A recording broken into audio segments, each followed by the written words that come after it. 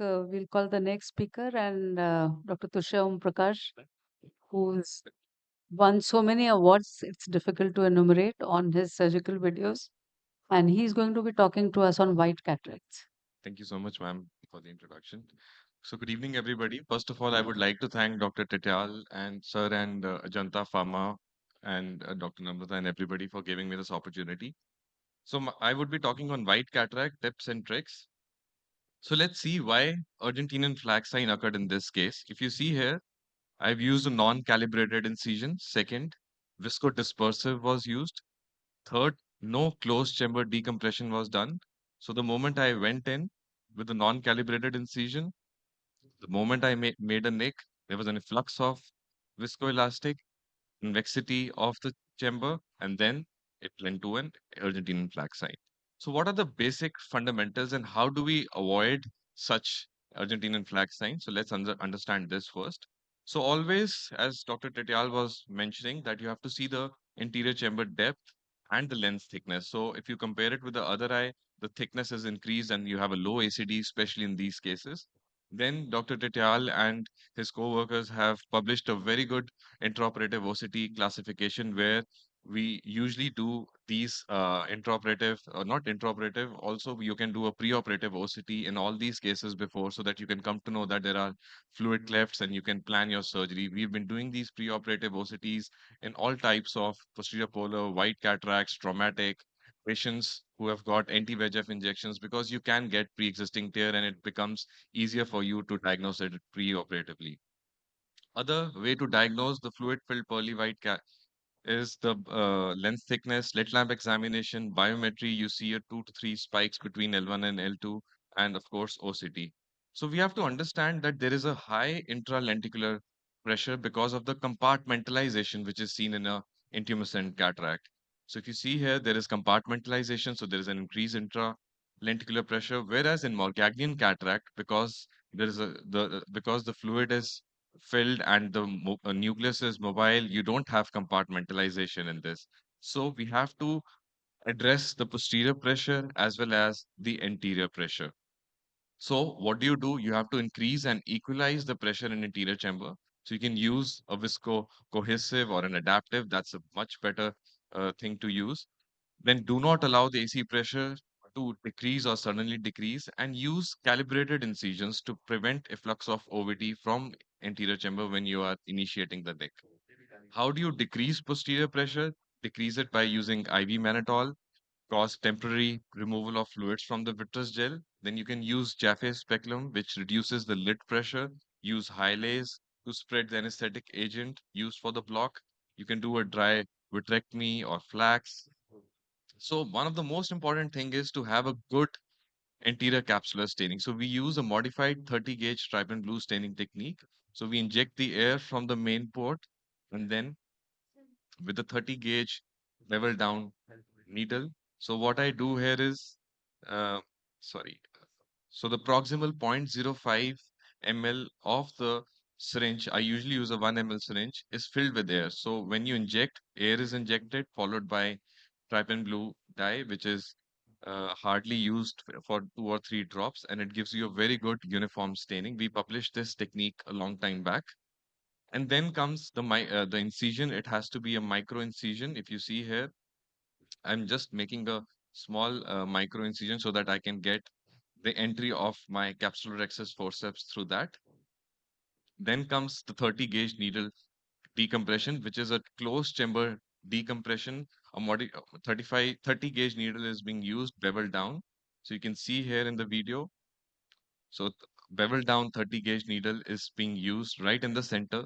So the fluid is decompressed in the central part. So if you see here, it is being confirmed by the intraoperative OCT. If you see in the center, in the right side, you'll see convexity in the center, which confirms that there is a decompressed central area where we have done the decompression. And in the peripheral area, you can see the concavity, which shows that there is still some interlenticular fluid in the peripheral part of the capsule. So then in the central decompressed area, what you do is you make a small rhexis in the center. So you make a small rhexis So right in the center, in the decompressed part. So when you make a small rexus after that, so you have to realize that now you have a decompressed area in the central part, but there is an increased interlenticular pressure in the periphery. So what do you do next? You do capsule milking. Professor Chi has described it. So with gently massage the peripheral capsular area so that the fluid can come out through the center. And then you have to realize that the fluid, you still have fluid in the posterior compartment. So with the 25 needle, you aspirate and you gently depress the nucleus so that the fluid from the posterior compartment also comes in front and you can aspirate that. So you see here, so now I've enlarged my incision and now I will do gentle capsule milking where the fluid in the peripheral area where there was increased intralenticular pressure is gently massaged and brought out in the center. It is done, I do it with the 25 cannula, and with the same cannula, you aspirate the remaining fluid and gentle depress on the nucleus so that the fluid from posterior compartment also comes out. So now once you have done that, you enlarge it with the Vana scissor and the rexus is complete. So this coming to another case. So this is a case of an anterior capsular tear. If you see here, so as you all know, it was a white plaque cataract. Anterior capsular staining was done. So because it was a harder cataract, I'm gonna first I made the rexus and I'll be using a sharp chopper for chopping. So as you all know, when you're using sharp chopper, especially in harder cataracts, there's a tendency of the chopper uh, touching the anterior capsule, and you can see here it cause an anterior capsular tear. But the now what next? What will I do now? So I have three options. First is I can convert. The other thing is I can use flap motility sign to my advantage. So flap motility sign is when the anterior capsular tear with the fluidics inside, if you see it everted or fluttering, it means that it has not gone beyond the equator. It is still pre-equatorial. And I can, if I use that sign, I can continue my phacoemulsification using safe phaco techniques. So safe phaco techniques involve low IOP, slow motion phaco, direction of the separational forces should be in the line of the tear, slow rotation.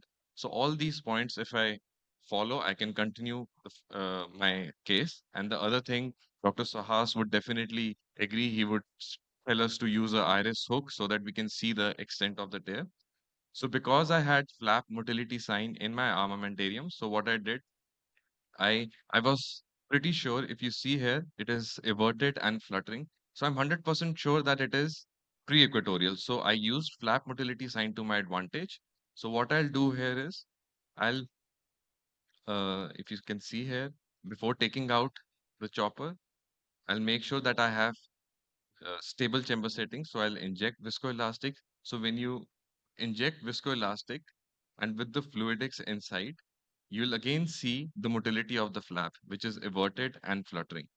So, so this confirms that it is pre-equatorial. So now I would, with the flap motility sign in armamentarium, which makes me sure that it is pre-equatorial, what I'll do is I'll make a new side port. I'll try to retrieve my rexus from there. Why? Because I'm sure it is pre-equatorial. So how do you have to retrieve your access? It has to be done under stable chamber settings through the side port, because if you go through the main port, it will cause the collapse of chamber and then it can lead to an equatorial wraparound tear. So you follow the Little's maneuver and you can see here it beautifully comes back.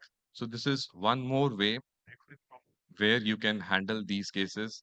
Uh, and you can see here it was a round rexes with, and I could complete my case without any difficulty, and the case was completed. Thank you so much.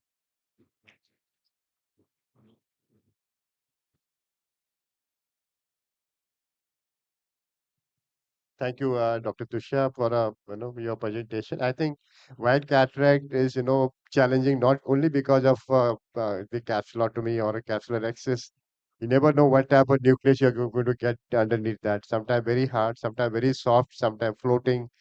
So it's a real challenge. If you do a good capsular access, the surgery becomes very effective, very simple. Wonderfully shown techniques, beautifully explained. Thank you, Tushya, for coming all the way and accepting our request. I think all the speakers have done so well in terms of delivering whatever they wanted to the delegates who are sitting here. I know that you all are experts. You all are doing good cataract surgeries.